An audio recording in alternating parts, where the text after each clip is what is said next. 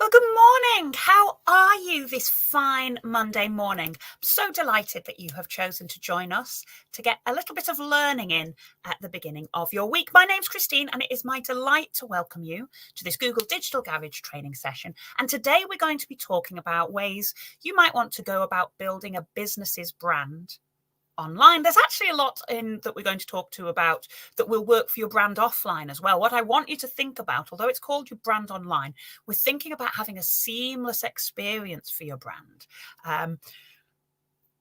I am a marketeer by trade. I've been, as well as a trainer here on Google's free skills training program, the Google Digital Garage, I've been working in marketing since before it was digital.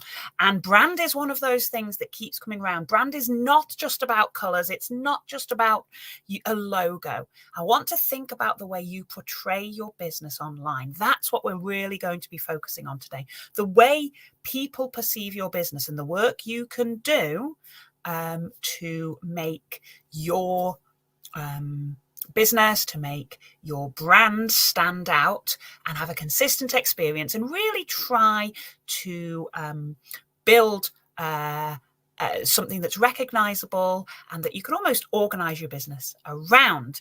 So as I say, I'm Christine. I don't do this all on my own though. So alongside me, I have our amazing moderator, Roshane. Some of you may already have met Roshane. She's in the chat, and Roshane will be staying in the chat today. Her job there is to answer any questions you've got. She'll be giving you some helpful links. She might also ask you a few questions. She might be popping in some interesting things for you to think about. Basically, Roshane is there to keep everything moving. You can tell you're talking to our moderator. She's got a little blue spanner next to her name. And as I say, she is the one who's going to keep everything running. She's also one of our really experienced Google Digital Garage coaches. So do ask your questions as we go through. We will also we will try and grab some time at the end to answer some of the questions live on air.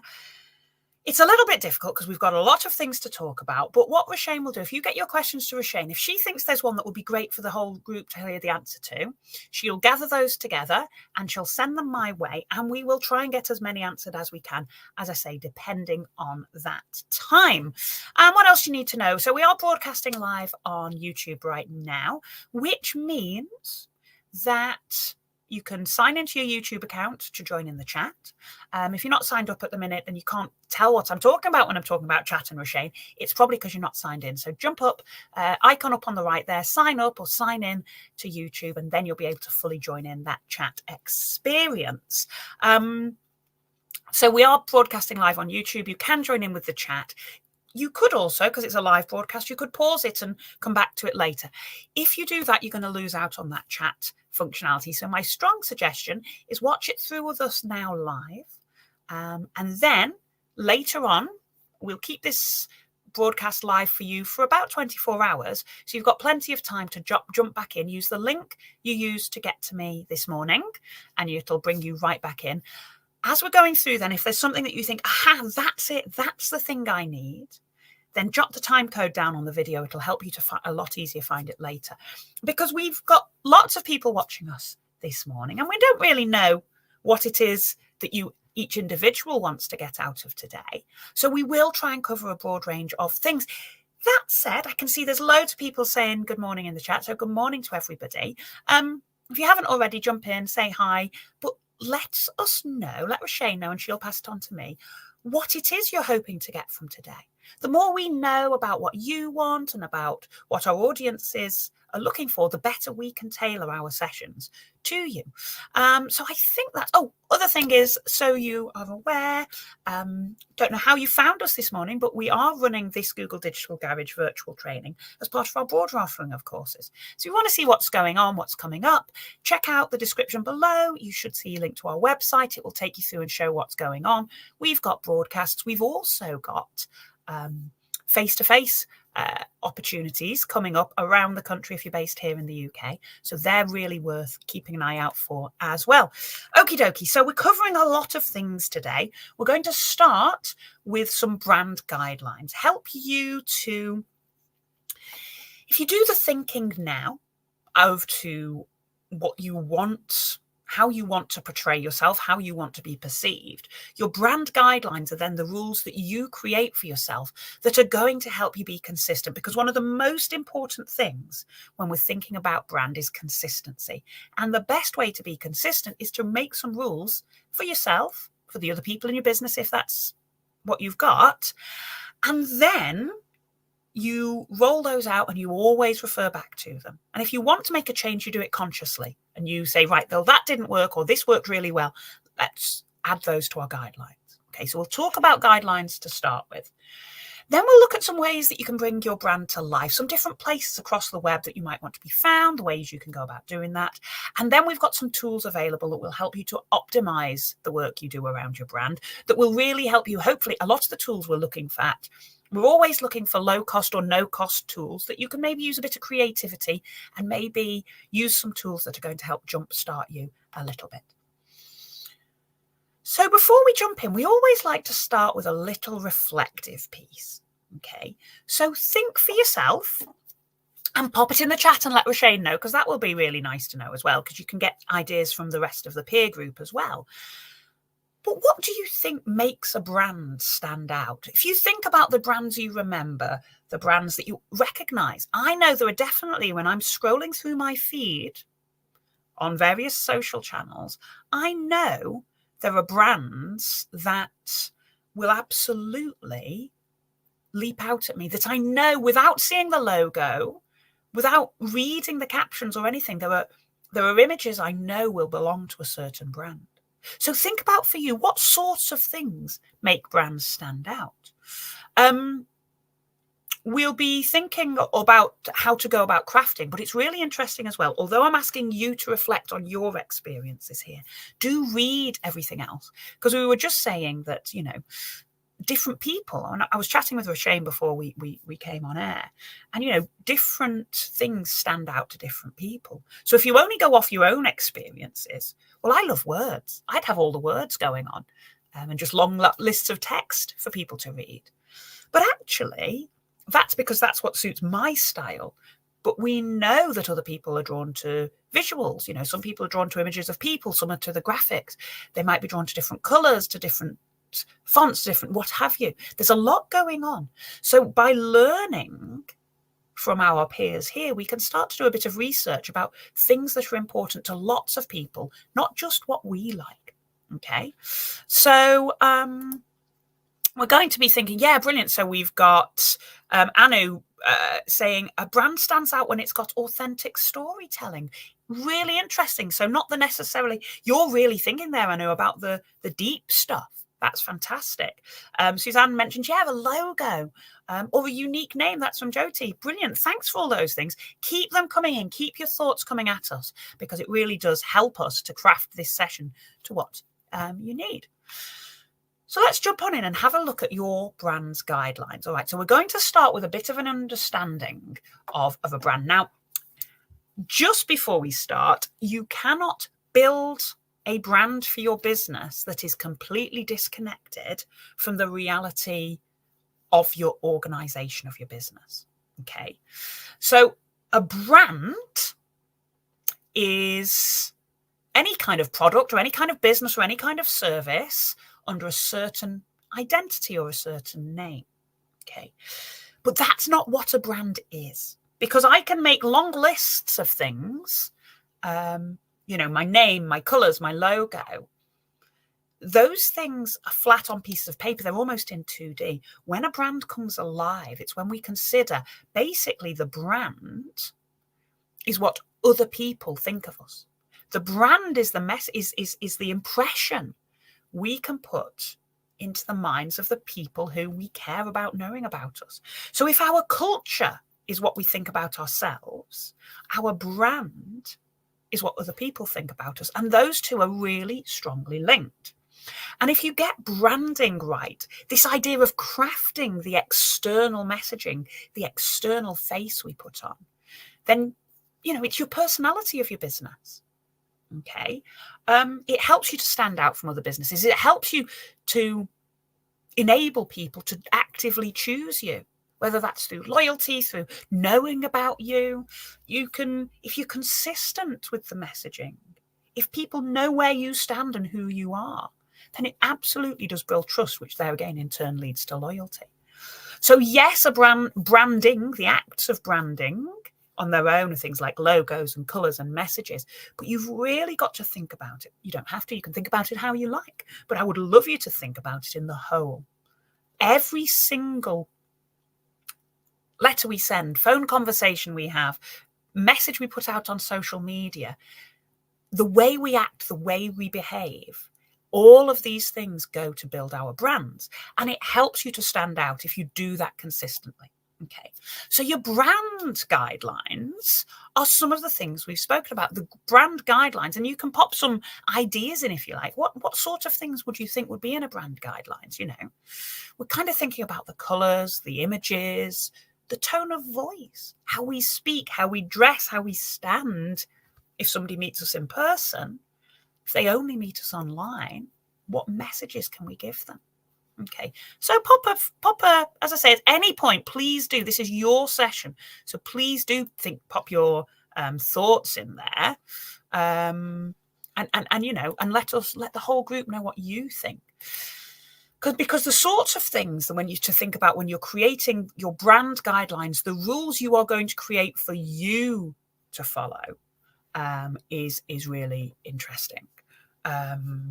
Okay, so the sorts of things we're going to help you with today. We're going to talk about your logos, all right? How you're going to encompass who you are and what you do in a memorable way visually, which is going to help you with your colours and your usage of those colours. You know, how are you going to choose complementary colours? What kind of colours appeal to you? Which colours will appeal to your audience? The fonts you use, readability comes into this a lot of the time. If you are communicating, you're going to communicate a message, then we're going to be looking at how to go about doing that. And then the style of your imagery. What is it that we are looking to do there? All right. Then we've got our brand's personality. The brand personality defines how it would look and sound if your brand is a person. And this works as well. You know, if your business is you and you are your business, you know, as a small business, or even going out and expressing yourself, your personal brand online, then, you know, this is what we're talking about. We're talking about tone of voice. We're talking about the way you speak, the attributes you put out there, the values you have, and also the mission that you're following. So how if your brand was a person, how would it look and sound? If you're building for your own point of view, to be authentic, what are your values? What is your mission? What are you trying to achieve? Okay. So, you know, if your brand was a person, if your business was a person, how on earth would it behave? How does it go about its life? How does it live its life? How does it portray itself online? You know, would you paint? Would you climb mountains? Would you post videos of every meal you eat? You know, all of these things go into creating that impression of who that person, or in this case, business, is online. It's gonna, if you think about your personality, if you think about how you want to be perceived, it's going to help you later on with refining all those details. Okay. So let's have a look at some of those design elements, all right? Colours. One of the first things we notice, you know, is when we look at, if we start to break down brands, the first thing, the really interesting thing, is going to be the colours that we're using, all right? Exactly what colours evoke different kinds of emotions. You know, a lot of, if you look at natural brands that want to show that they are eco-friendly or organic or natural, they will tend to use colours from around the green spectrum of the wheel to show, you know, green shows calmness and freshness. It's natural and relaxing. And they're trying to convey those with the colours. So brands that want to, even if they're not selling overtly, they might use green kinds of colours to show that they are natural and eco-friendly.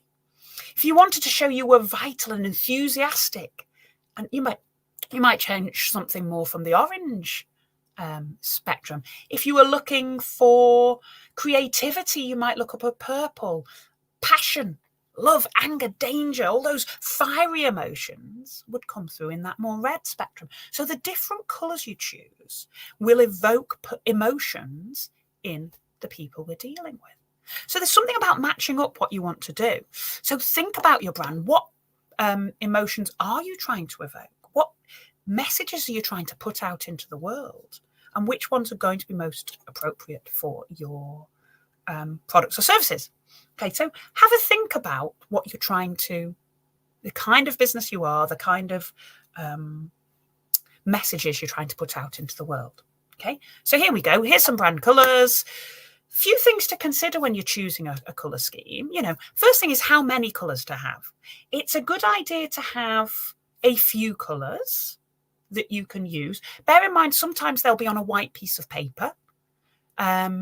Sometimes they'll be, you know, they might be against different colours. So it needs to be something that stands out on those different coloured backgrounds. And the first thing to decide really is how many colours you're going to have. Researchers found that people decide if they like a product or not within about 90 seconds of seeing it. And most of that decision is based on, you know, a lot of that influence comes from the colours of it. So colour can increase your brand recognition by 80% if your colours are consistent and well used and you know, well matched. Some of the most effective brands follow a 3-colour scheme. Okay, so we've got the base colour, which is your most important colour. What's the base colour on this one? The base colour is the one that's featuring most of your products or designs. The base colour they've gone for now, this is Emma's Nursery and it's in a watering can, and they've gone for a really strong base colour of green. Okay, and remember, thinking back to that base colour, it's a nursery. I'm guessing it's from a watering can, that it's a plant, some nature that it wants. So it's gone with green. But then it's got accent colour to make things pop. And then it's got a neutral colour to tie things in together. So your accent colour there, we've got that purple, which had that mystery and that royalty and that creativity. And then we're pulling it all together with that neutral colour. We'll probably use the brown there to really pull those things together. So we've got green and purple that contrast, and then that brown's going to pull them in together. Okay. Okie dokie. So, right. I've just seen, yeah, okie dokie. So when we're talking about these brand colours, here we are. We've got the base colour, we've got the accent, and then we've got that neutral. I've just been told that we have had a bit of a mismatch going on here. And apologies for those of you who were expecting building your personal brand online, which does feature more along the lines of the a personal brand. What I'm going to say to you is, best one in the world, they're both quite similar, whether it's your business brand you're building or your personal brand. Your start point is very similar. But what I want you to think about, if that's why you've joined us, and my apologies for that mistake there, what I would say to you, if that's why you've joined us, do stick around, because a lot of what we're talking around, the messaging and the way you create a brand, is actually the same whether your brand is for your business or the brand is for you. And for a lot of people, when you're starting out, you don't even know really where one starts and the other one stops. You know, it's absolutely that what you put out into the world, whether it's for your business, whether it's for your side hustle, your entrepreneurial journey, or when you're looking for work and looking to build it that way, there's a lot that goes along together. All right, so be thinking about the colours you use, be thinking about the fonts you use. All of these things are going to help you communicate much better. Okay, so we've talked about having base colours and accent colours. Next thing is thinking about finding those colours that match. So here we've got that wheel we had before, and it goes round in a nice circle. So complementary colours, ones that will go nicely together, tend to be opposites from each other. So here, you know, your reds go in with your greens, your purples go in with your oranges. All right.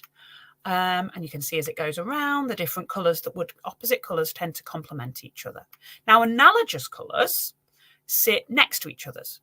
All right, so these are ones where, do you remember we had the green, we had the base color green, and then we had like a highlight green actually on the nursery. You know, they were using colors that are quite close to each other. And then triadic colors are 3 colors spread evenly around the wheel. So we've got here purple, orange, and green, and it moves around. And what we had before, I mean, you can't see brown particularly in this particular wheel, but we had a green, a purple, and a brownie color for Emma's nursery. And then we had 3 colors evenly spaced around the wheel. Okay. It's all about, when you look at your colors, trying to shortcut you to some things that will match. All right. So you can look up the science of the color wheel, if you like, or choose colors that match, that work well together, that you like, or get your audience liking at them too.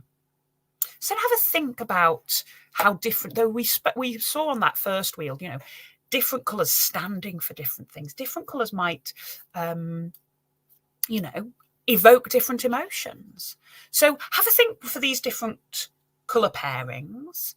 What emotions might they evoke? What types of products or services might be going on?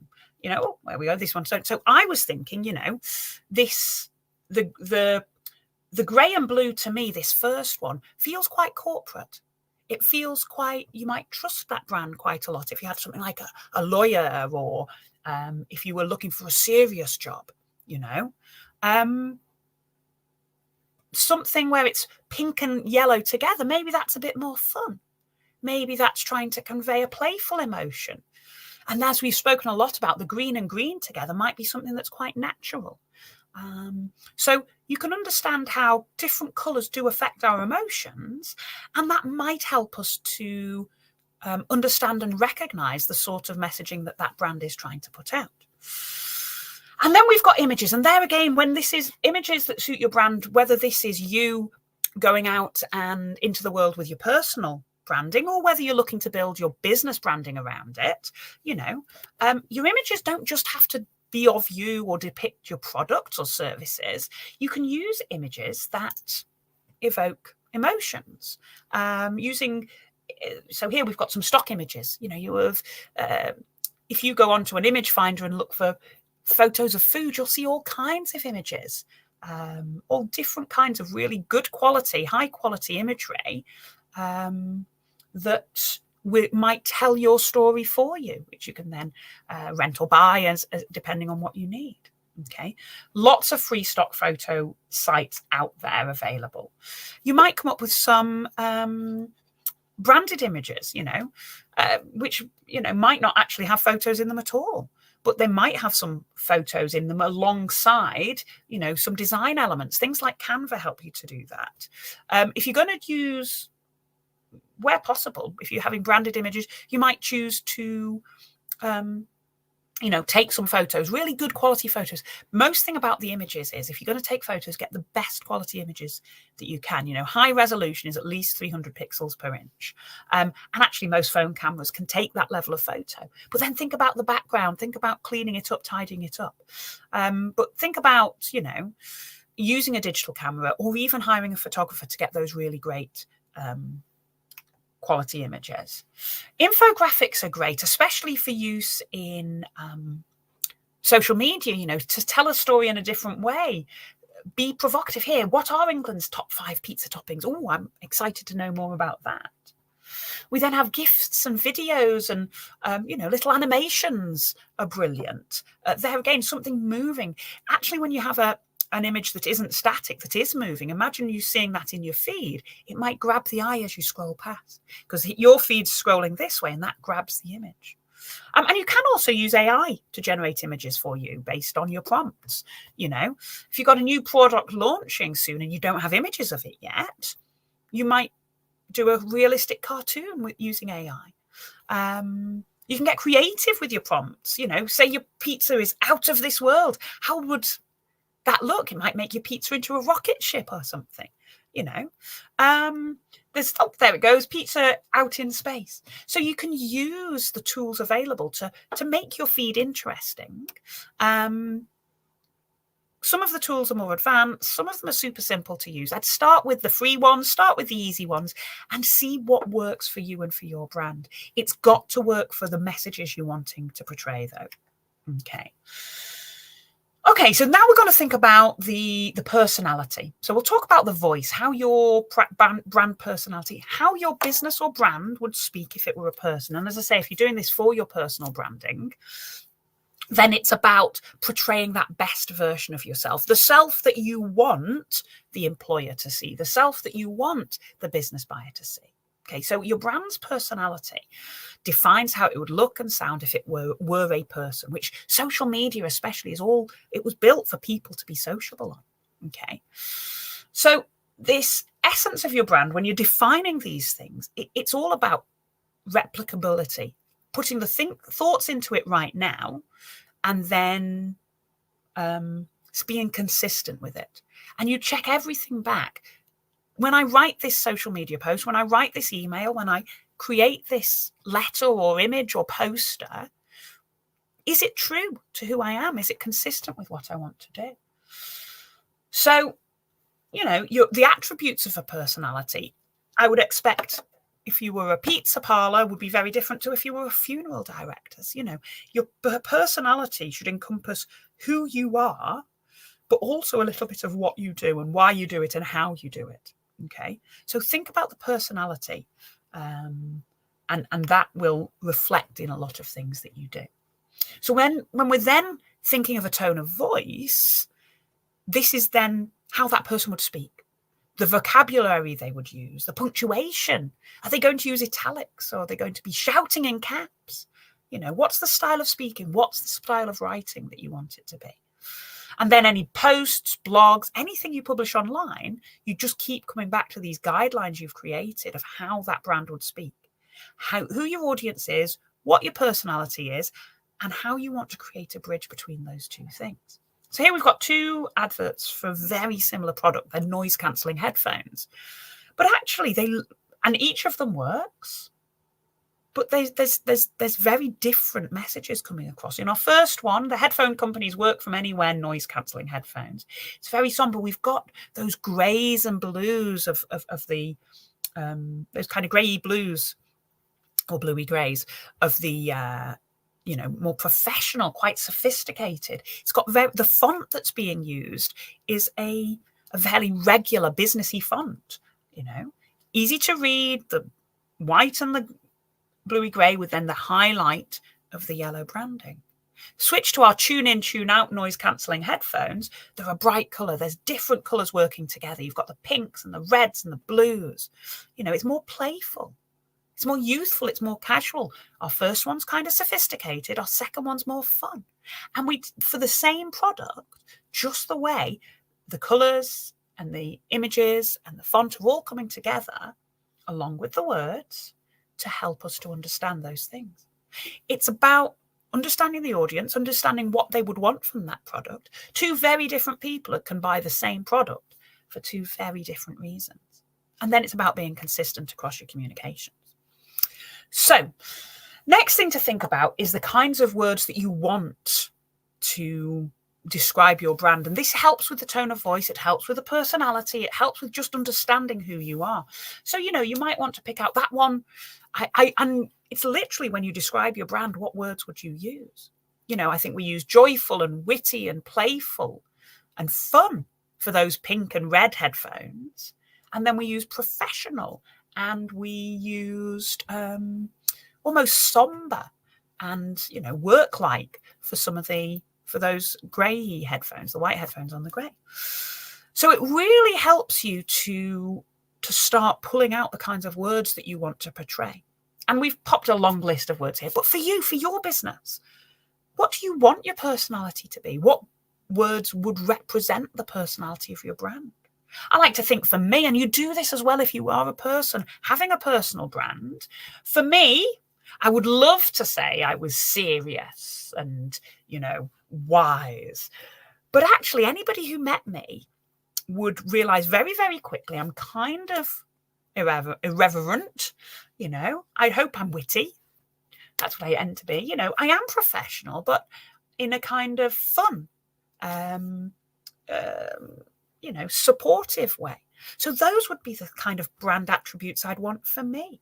Think about for you, if you're coming here to build your own personal brand, How do you want to be seen? What's going to work for you, for the audiences that you are trying to reach? Okay.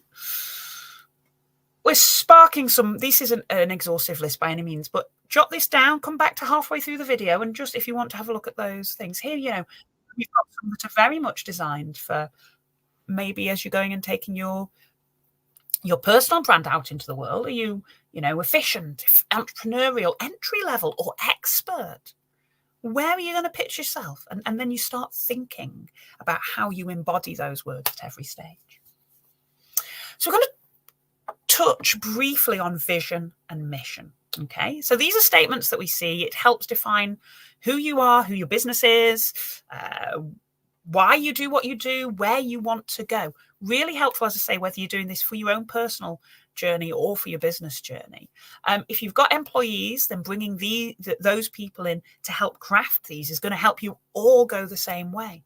If you're doing this for yourself, it's going to help you really set out, well, what do I want to achieve?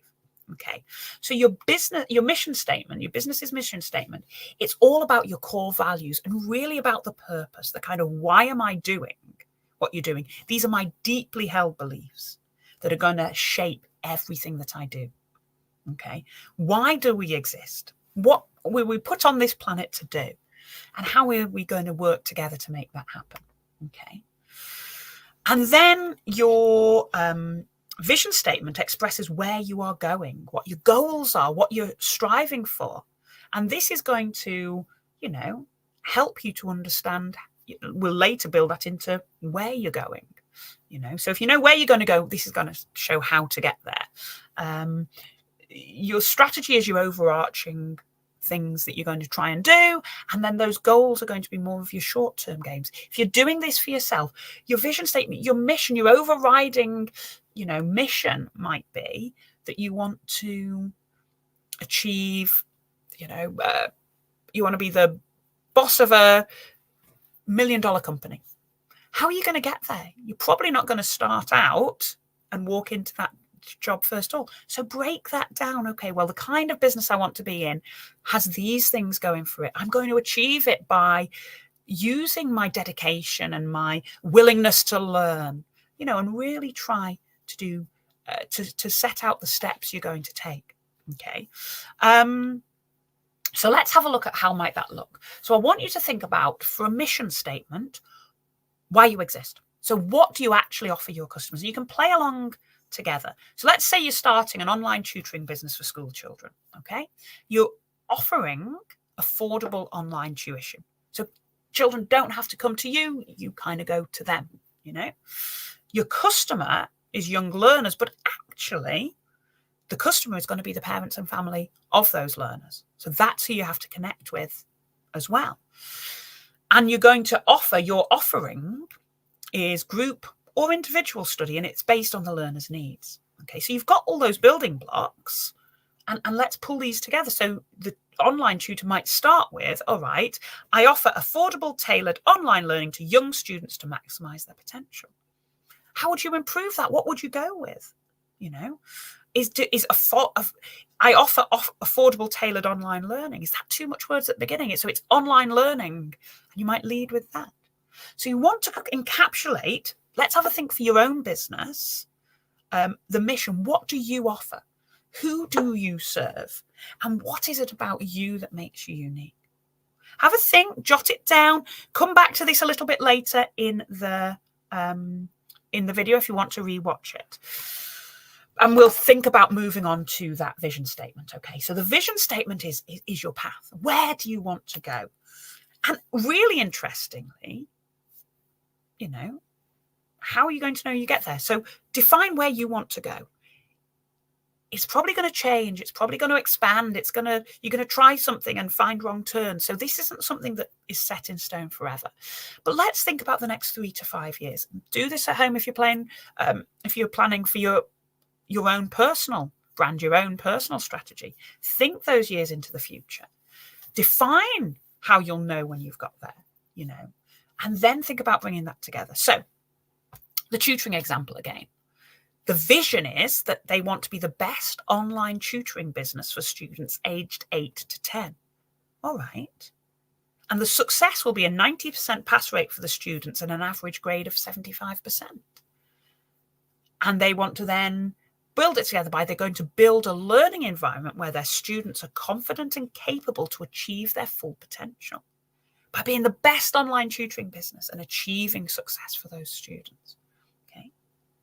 So that's the vision. The vision is to build a learning environment where their students are confident and capable to achieve their full potential. Amazing. They're going to know they've got there because they've got those success rates.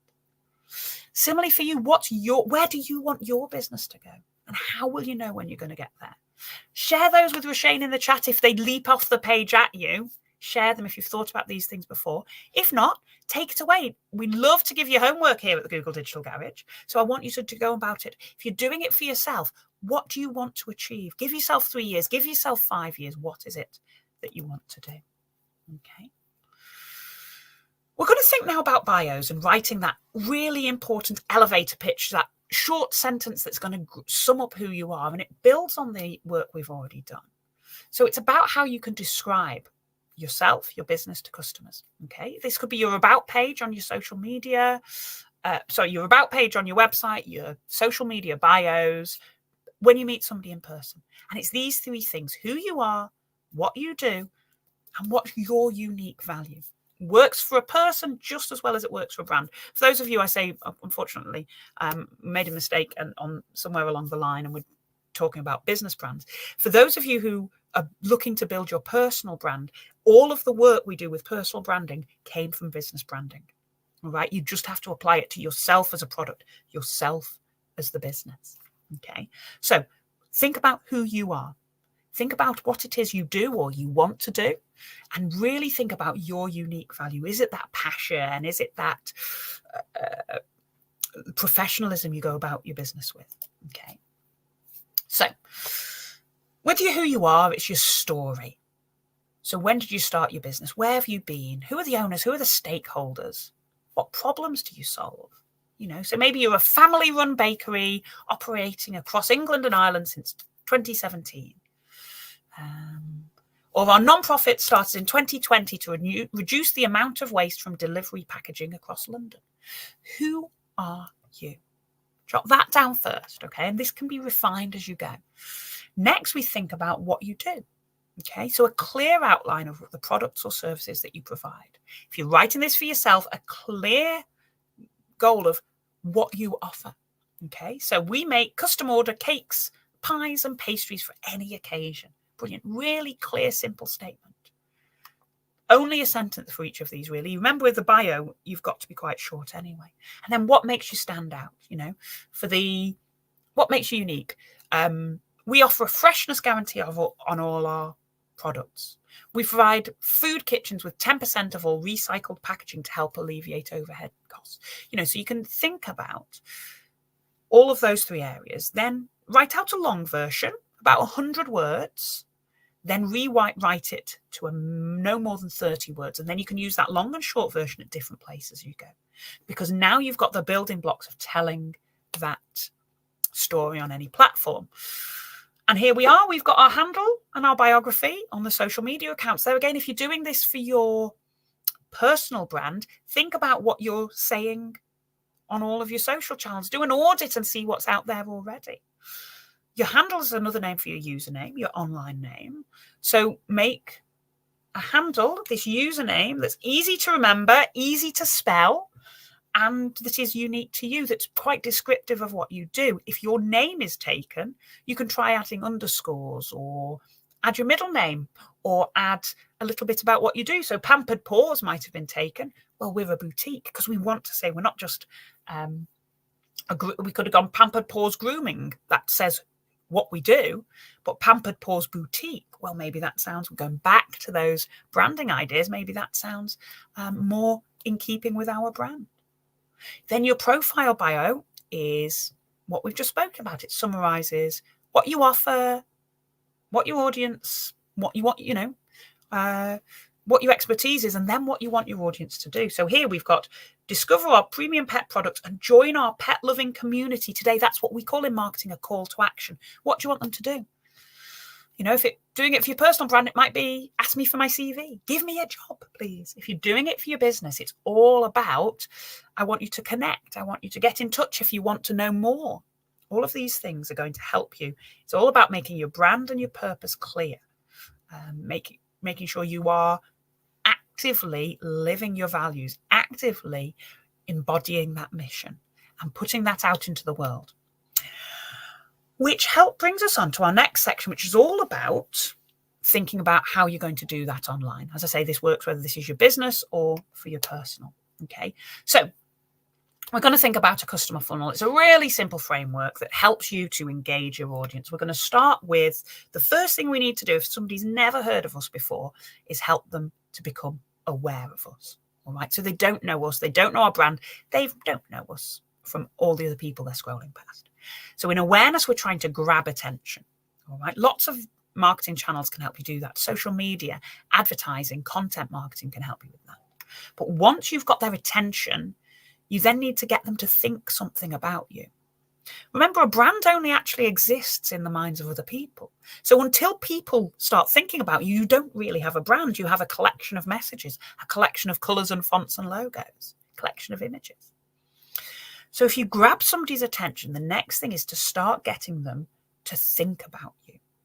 And at this point, with our information journey with our customers, we want to start giving them the kinds of information that helps them to choose us down the line, because that's our third stage in our very simplified funnel, is turning those interested prospects into paying customers by getting them to take the action we want them to take. So we've grabbed their attention, we've given them enough information to think that we're cool, and then we move them on to pressing the button, hitting buy if it's that kind of business, reaching out and contacting us if it's that kind of business. So by understanding and implementing this kind of funnel thinking, you can really start to think about engaging your audience and bringing them along the journey with you. Okay, and here we've got a little racetrack going on. Because what you don't want to do is just have a funnel and have people going straight down. It's actually good to think of it as a cycle. So we become aware, we get interested, we consider. You can see there's actually far more stages. Okay, so we were aware, we've interested, we've considered, and now we've converted, we've taken that action. That marks not the end like it does in a funnel, but it actually just marks the midpoint, because the next thing we want them to do is use the product or service. And the customers then will form their own opinions about its quality, about its performance, about how satisfied they are. And then we get into the kind of messy middle, all right? Because then we've got opinions, then we've got them sharing things, okay? But it doesn't really work in a nice funnel or a nice circle. What actually happens is we make our decisions in a messy way. Basing on recent research Google conducted, we know some things about how people make a decision about why. We know that there's some kind of trigger at some point. Something makes you think, I need that, I want that. It could be your washing machine breaking and flooding your kitchen. It could be seeing the nice trainers that somebody else is wearing. And then at a little part later, there's, a decision to be made. But in the middle of that, between the trigger and the purchase, we go and gather information from all kinds of places. We might search for the best something. We might look for reviews and do deeper research to understand what other people think. We might go looking for deals, thinking about the results available to us. We've got cheap in there, difference between what's the best. And this is where your brand comes in. Even a brand that's never been heard of can win in that messy middle. Because what we're trying to do is have a clear, consistent message across all kinds of different platforms. So no matter where those people come in, they get, where have we gone? There we are. They get this really clear. And what we're trying to do is to, no matter where they come in, whatever path they take, provide them with the right information to make their way through all of that noise and come on to purchase with you. Okay. If you want to learn more about the messy middle, how to show up to brands at the right time, then join us for our session on getting your business visible on Google. We go into lots more ways of being findable during that. But Groups, communities, can really help you connect with customers, provide information about your brand and about your business. If you don't have a website yet, then you can jump into groups to start to, without having to build your own website, use sites that already exist to start those communications. If you do have a website or a store, you can drive people to your content, drive people to your store. Groups are great if you have specific interests, so if you're looking for people who have formed themselves into a community already around handmade children's toys, then you might want to look for parenting groups who have some eco-parenting skills around them, then you can start to engage in a genuine way. Don't just be selling messages all the time, but really engaging. Facebook is, original and best, I guess, when it comes to the community groups. But there's also Nextdoor out there. They both use a real local intent. Even though they are global platforms, there's a real local intent to quite a lot of the content. So if you're looking for something locally and looking personal brand-wise, I know that there are also local groups for people looking for work. So maybe that's a thing to explore. You might want to think about messaging. Instant messenger services allows you to connect with your customers in virtually real time. Lots of people don't like to pick up the phone anymore. We trust when there's a phone number, but we actually like to just be able to quickly message. So you need to connect. You can connect up your phone numbers. You can connect with existing customers. You can connect up with people who've signed up for communications. You can also a customer can message you through your Google business profile, for example, or through your social media channels. Lots of places they could, so here we are, Facebook Messenger's one. It could be WhatsApp, or as I've already mentioned, your Google business profile. You might be using SMS. You could be using email. Way that you can chat and message, direct messages, broadcast messages, lots of ways to get your message out there. And all of those elements form a part of your brand. Okay. Then we've got different kinds of content, short form content, usually videos or GIFs, 60 seconds in length or less, which show short, easy ways, easy to digest. When I say easy, I mean easy for your audience to digest. Showcasing who you are, eye-catching, consistent, good brand imagery, interesting, informative, all of these things that help people to learn about us will help you to tell that brand story. Instagram's got story features, temporary pieces of content that people just do tend to scroll through. Really nice way to add a personal touch to your brand. Platforms with short form, things like TikTok, YouTube Shorts, even LinkedIn. There again, if you're building your personal brand, think about how you're using short form content on LinkedIn. TikTok and YouTube Shorts, two of the biggest social media platforms that allow you to share that short form content. And actually, they both help you to create content. So check out their libraries because they are designed to help you to get out and more active on their platforms. Mainly used by people under 30, but that age is going up all the time. So really, when we start to talk about ages and platforms, it's about matching the platform you're using with where your audience would expect to see you. You may then have, longer form content. Everyday people across the globe watch over 1 billion hours of video. That includes entertainment, education, and for business. Back in 2018, 64% of creator videos were over 10 minutes long. People are engaging probably more with longer form. We're likely, I think, to engage with a long form content, creator made videos. We are with a documentary or a drama series that's been made by a big production house. YouTube's probably one of the biggest social media platforms. It's got over 2 billion monthly logged in users, and you can jump in and look at the more than 500 hours that are uploaded to YouTube every minute. Even a small portion of that viewership would be hugely beneficial to your brand.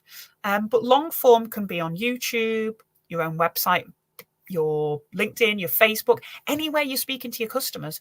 You might look to have long form content that really educates, really informs, really shows that personality off. And then LinkedIn. LinkedIn's a great platform both for professional networking to build your own brand, but also on the flip side, we've flipped back again because we're talking about, You might have a business brand visible on LinkedIn. You might have your personal brand that's your own personal CV, but then you might have your business brand that gives you all of those things. So complete your profile, fill in all the boxes, give information away. Use that storytelling to be visible, to be out there. Recommend people that you work with. Be generous. Recommend people for their skills. If you've worked with somebody, if you've come across somebody, if you've met somebody, by networking, that works for both business and personal, to really start to increase your sphere of influence. Then you can post your longer form content, connect with, network with the kinds of people you're trying to reach. If you're looking for work, then by putting good job titles, by being a bit descriptive, telling your story, explaining your mission, this is where you want to get to and this is how you're going to get there. If somebody searches for somebody like you, how are you going to appear? And that's a really good thing to do.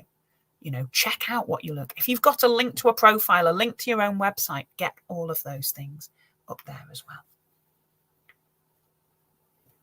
And actually, newsletters and emails, incredibly cost effective and almost so long-standing that sometimes people forget about them completely. I love newsletters and emails. Yes, it was where I started. I started in email database marketing. But actually, what a well-done email campaign or newsletter campaign gives you is direct method of communication with people who have opted in to hear from you. Okay.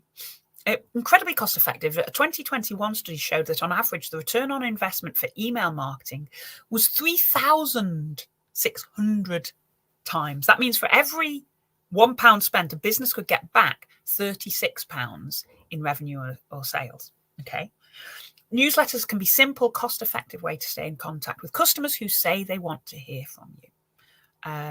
So they're already somewhat interesting. So we're not trying to grab their attention with a newsletter.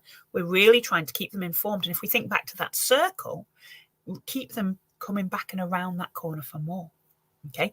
Newsletters tend to be mobile friendly, so people can read them out and about on the go. And you can use the links in your newsletters to bring people back to your website.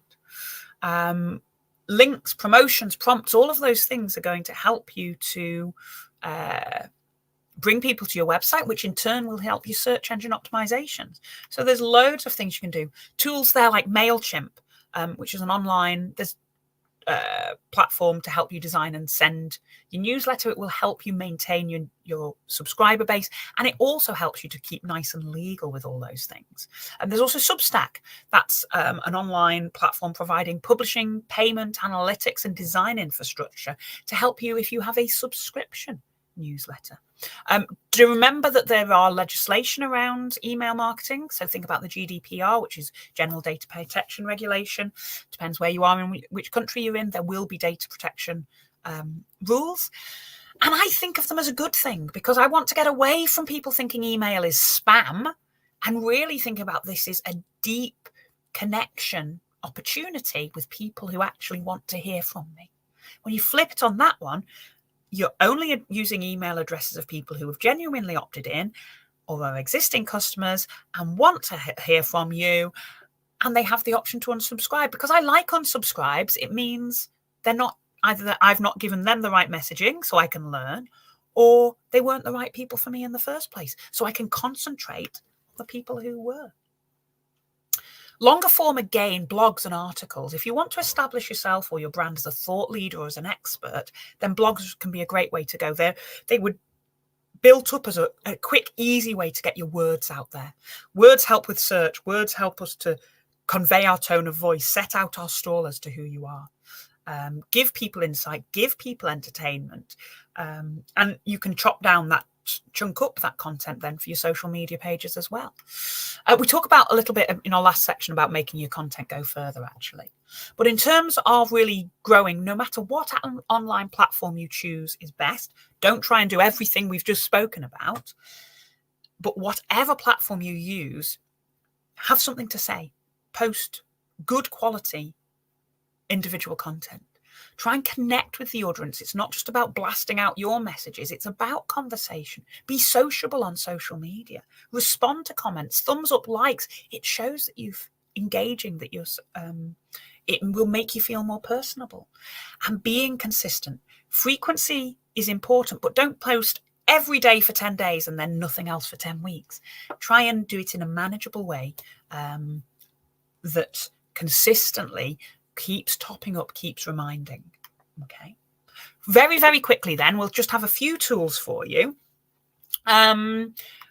Things to think about is really interesting to thinking up things to say is the hardest thing to do online in a lot of ways. So check out Insights Finder. Insights Finder is a tool that helps you gather intent-based audience insights. You can explore your audience interest. You can uncover search trends and unlock new ways to reach them. You can find insights across your audience, the industry trends, the content, and the action. But if you've got a business account, head over to Insights Finder and check out. That's on the Google platform. We'll pop a link into that for me if you wouldn't mind there, Shane. Then we've got Google Trends. One of my favorite get my head around a subject tools is to head over to Google Trends at trends.google.com and explore what people are thinking about. Google Trends shows you what's being searched for and historically what the shape of when searches happen for certain things. It provides you with what's interesting right now, what's trending right now, but you can also see the pattern of things that have been shown for what trends change all the time. What's popular now, what might not be popular in a year's time. Go back to 2020 and look at recipes for banana bread, and you can see the shape of what goes on in our lives affects what we search for. And Google Trends is a searchable database of that search. Tools that are going to help you create content, Canva. Once you know what you want to write about, it would be great if you had a graphic designer on staff, but for most of us when we're starting out, that's not the case. And Canva is a very good graphic and video creation site that businesses across the world and individuals do use. They've got templates you can choose from. They've got an AI generation tool that you can use to generate images. You can upload your logos, your brand colors, your fonts. It's got a fantastic thing where it picks out the colors that are in an image you've used. So you might choose to use those colors in the fonts and things. Lots of the designs you've seen today were created in Canva. It can be an incredibly professional jump start until you can get your own graphic designer on staff. Think about generative AI. It's what everybody's talking at the minute. You might have heard of ChatGPT. You might have heard of Google's Bard. Sign up to try these things out and then get good at writing prompts. What I would suggest is these tools get you started, okay? They get you started with writing, get you over that blank page, but then make sure you personalize the content it comes back. Sense check it, read it over. Does it say what you want it to say and how you want it to say it? Don't use the content that's generated by the AI verbatim, okay? Use it as a jumping off point. It can help you to spark ideas, create a framework for your writing, edit it to match your brand's tone of voice, and make sure you fact check all the information. All I'm saying on that. Okay. But then, you want to think about different kinds of, if you're creating content, it's a lot of work to create content. So think about how you can repurpose it, remix it.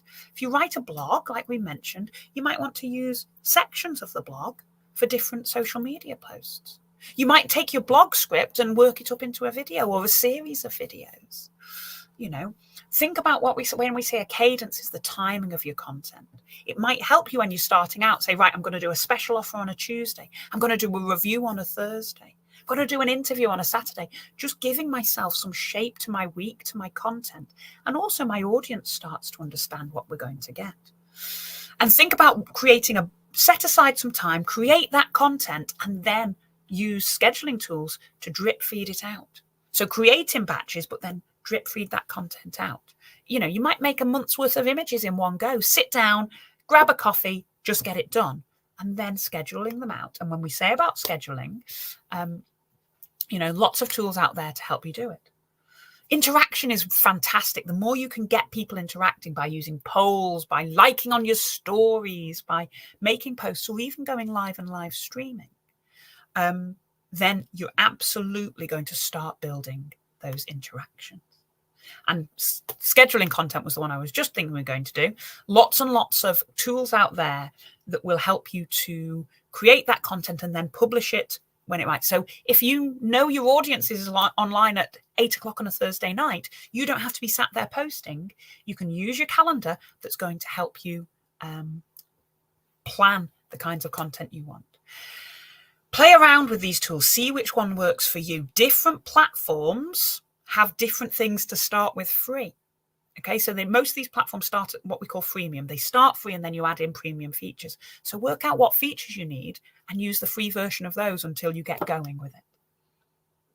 And finally, measurement. If you're not measuring, then you're not marketing.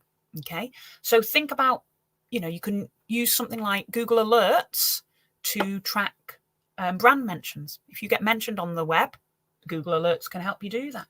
You might want to use Social Mention. It's a simple to use social media search tool that aggregates user content into a form that you can, it's like a single stream of information you can see when you're doing. Play around with these, see which one works for you, which are going to be easy for you to use. But most of all, whatever form of content you're going to choose, be authentic. Be true to who you are, true to your brand, and have some fun. Try some things. Give it a go. You don't know what's going to work for you and for your brand until you give it a go. But be true to yourself.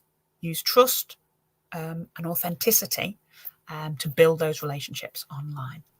All righty. I am so sorry, my friend. I know Miss Roshane's been super busy in the chat. We have crashed over our time. Again, I'm so sorry for that. Going to have to wrap up here. Hope it's been a useful dive into branding and the wonderful world of messaging for your business.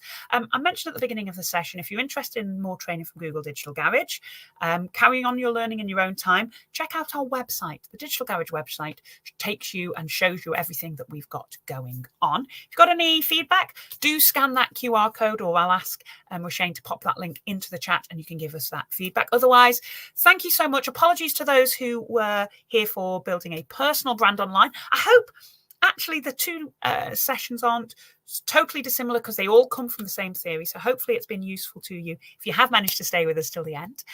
Got to wrap up now, but do feel free to join us again for another Google Digital Garage training session sometime soon. Thank you so much.